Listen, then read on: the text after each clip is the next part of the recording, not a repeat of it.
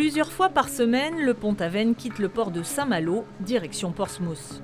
Le Pont-Aven, c'est l'un des fleurons de la Brittany Ferries.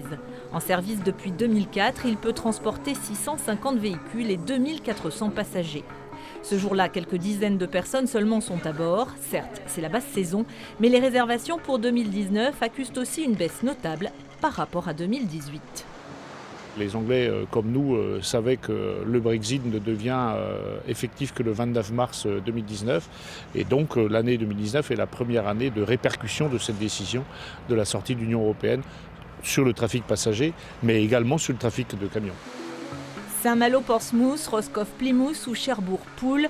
Au total, la Brittany Ferries dessert 3 ports anglais au départ de 5 ports français et 2 ports espagnols. La compagnie transporte un peu plus de 2,5 millions de passagers par an, dont 85% de Britanniques. Parmi eux, il y a ceux que le Brexit inquiète et les autres. Keith et Doris voyagent beaucoup en Europe, mais n'en sont pas moins de fervents défenseurs du Brexit. On veut continuer de voyager et on voyagera parce que le Brexit ne changera rien. Ça ne va rien changer. Non, absolument rien. Sauf peut-être en cas de chute brutale de la livre. Les Britanniques pourraient être amenés à moins voyager et les finances de la compagnie s'en ressentiraient. Mais la principale inquiétude de la Brittany, c'est le renforcement des contrôles douaniers. Car au-delà des passagers, elle transporte également beaucoup de fret et 5 millions de poids lourds par an. Il n'y aura plus d'accords commerciaux, donc ce sera une analyse complète de la cargaison sur les ports d'embarquement et de débarquement.